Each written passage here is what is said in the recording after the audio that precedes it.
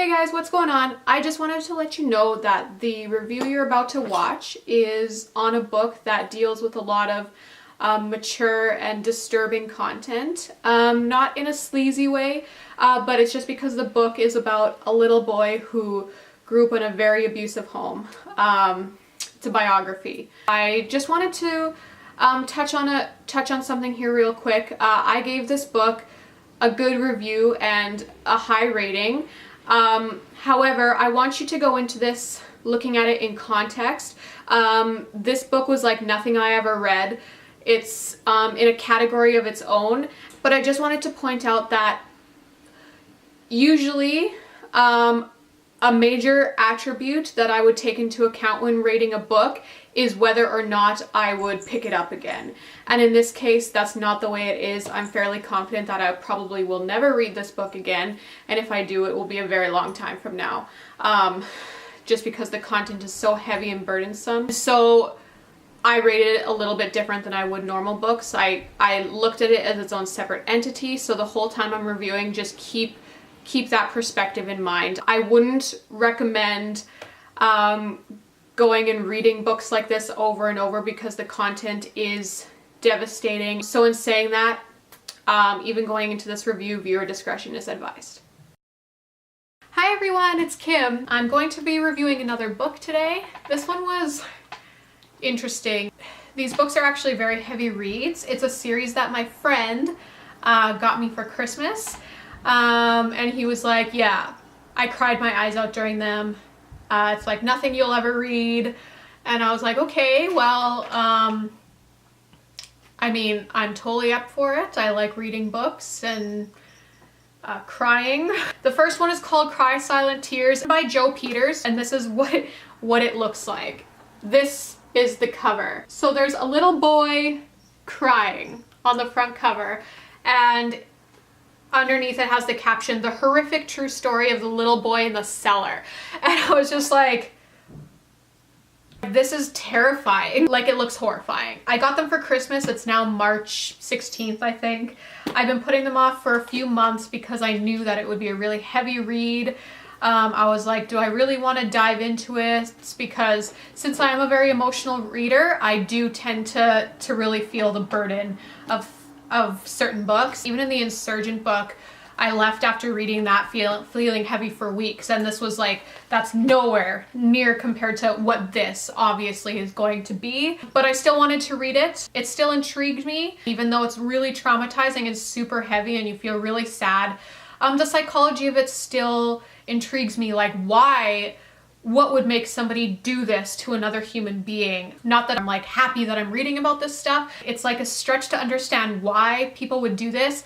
Not that I ever will understand. I don't think there's a single thing that could be written to make me understand life from a psychopath's perspective. Like, it will never click, but it's just that curiosity. So I just finished this first book today, and it's basically his biography. He wrote it to share his story of his life. It gives us an incredibly detailed look into child abuse and what he suffered. He didn't just suffer one kind of abuse, he suffered them all. Mental, physical, sexual, all of it. He's the child of two people who, from what they didn't really love each other. Basically, his dad got with this woman to make this other lady jealous, but he ended up getting her pregnant, so he still wanted to do the right thing and marry her.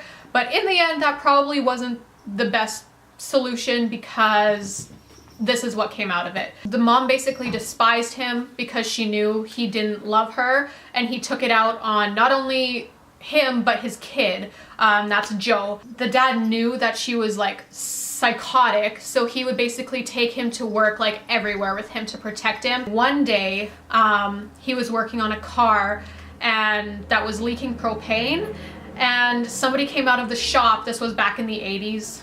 So back when smoking laws, like, I don't know, like, why would you be smoking around gas, but whatever. He comes out of the shop, throws a cigarette on the ground, and the wind picks it up and carries it into the propane fumes and basically starts the car on fire. His dad burns to death in front of him. Like, the kid, Joe, is watching from the car, watching the only person in his life that actually loves him and is a positive influence in his life burn to death right in front of him. From then on, he's under the care of his mother, and she puts him basically through hell. She has 5 other kids, I think, at the time, and she's like, hey guys, like, Joe has been spoiled his entire life. He thinks he's better than us. We need to go out of our way to make his life a living hell, to show him that he's not worth anything. She won't even let him wear clothes around the house. He has to walk around in his underwear. She won't let him bathe or take showers. The stupid thing is, like, she gets mad at him and abuses him for stinking when he's like, well, if you would let me take a shower, I wouldn't stink so much. But,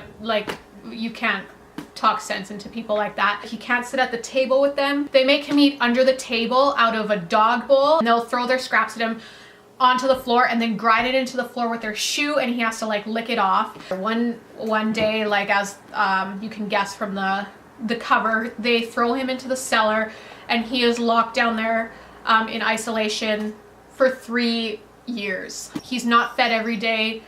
They give him water in bottles that they've glued the lid to, so he has to gnaw the lid of the bottle off.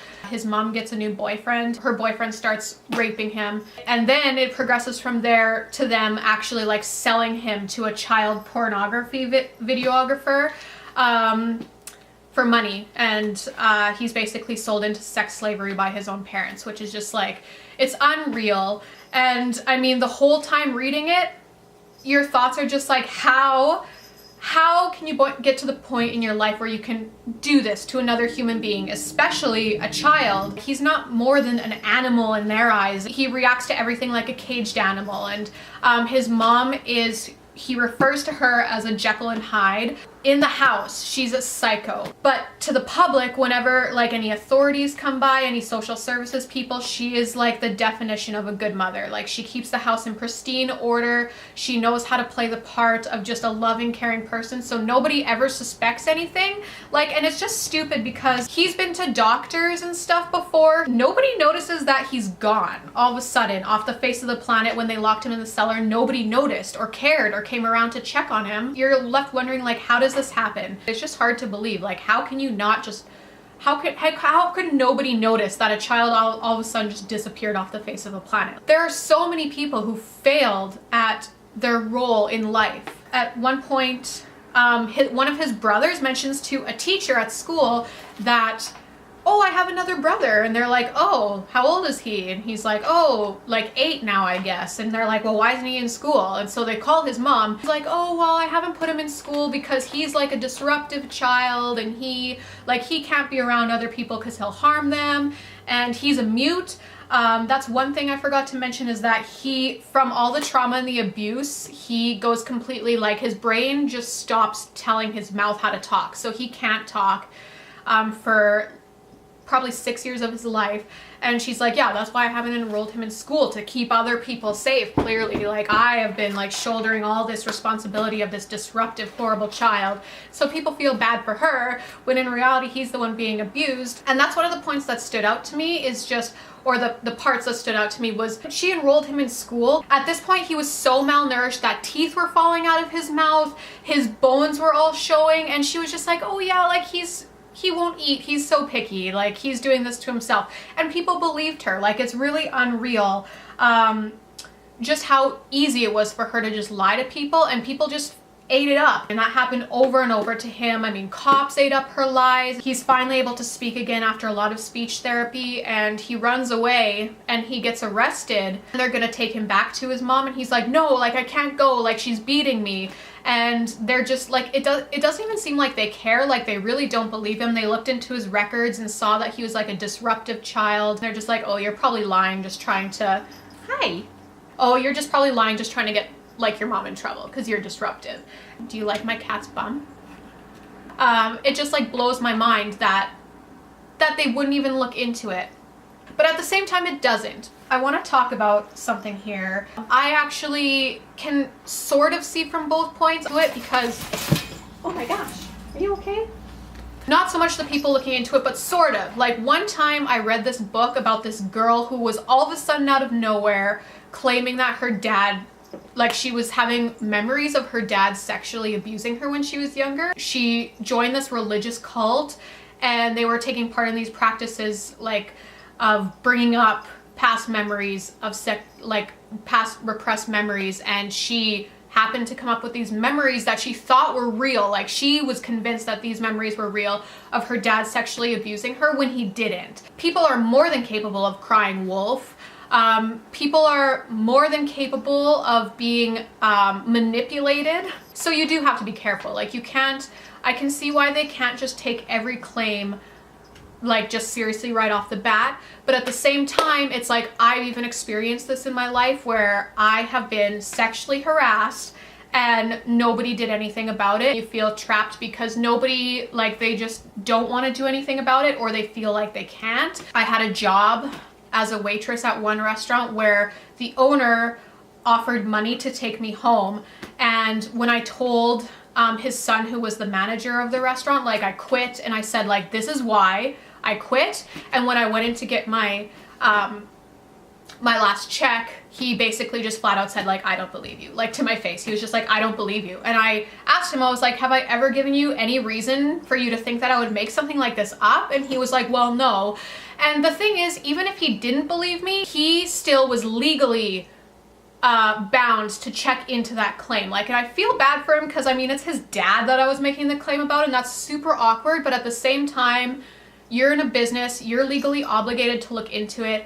And at the time, I was 18 or 19 at the time, and I didn't know my options. I think I would have probably addressed it differently now, but that experience just really, it really made me feel for him. And it's obviously nowhere near what he went through, but through that experience and through another experience I've had trying to report sexual harassment to the police. I went into the police station to report this, and he was just so rude to me and, like, basically made me feel it like it was my fault that it was happening.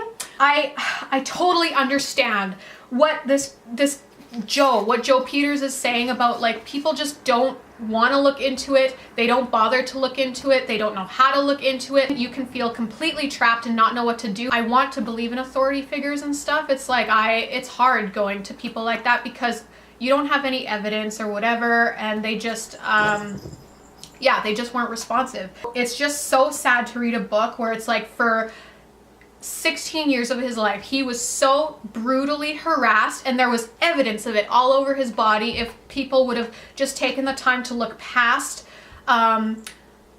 his personality, which was like, he was acting out of anger, and he did act vicious, and he did throw things around, and he was a scary child. But if anybody would have taken the time to just ask why. At one point, he's in a care home. He finally ran away from home and is staying in a care home, and he was talking about how nobody bothered to get to know him. They basically just ignored everyone in the care home and kind of just did their jobs, gave them money to go see movies, and didn't actually take any responsibility in getting to know the kids that were staying there. So nobody really asked why. Like, it didn't occur to them that maybe he was acting out because of all this abuse that was very real in his life. It's a hard read. I had to put the book down a couple times and walk away. I've had a lot of people, like, ask me, like, why would you read a book like that? Like, my boyfriend was appalled that I would even, like, why would someone write a book like this? Why would someone want to read a book like this? Why would you want to just be sad and burdened reading this kind of thing? I'm just gonna read a little bit from the last page. He says, "Now I've found happiness in my life. It's given me the strength to tell my story in this book. I know it's not an easy read, but I hope it will help those of you who have made it to the last page understand the evil that still exists in our society.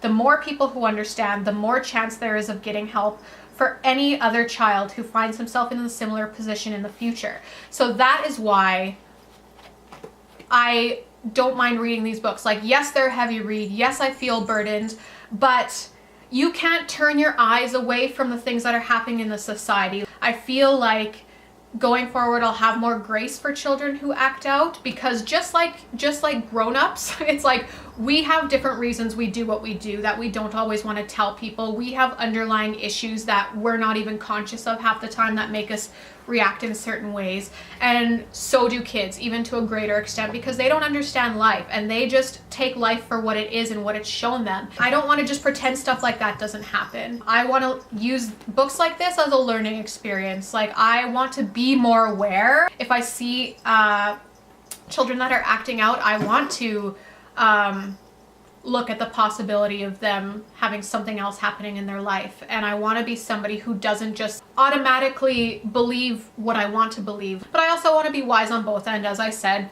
kids and like other circumstances they can be manipulated. That is my reason for reading these books. I honestly wouldn't not recommend them. I would give these books a 9 or 10. Like, from what you're reading, it's a good story. The only downside is that it's heavy material, and maybe that's the only reason you wouldn't want to read them, is because they're just so real and you're just like, I can't handle reading stuff like that. I do feel everybody needs to know, everybody needs to be aware that about situations like this, like they're real and people need help, and things like this shouldn't be covered up. If that's any reason for you to read the book, I definitely recommend it. I will get back with another review on the second part of the series once I've read it. Thanks for listening, everyone. Have a good day.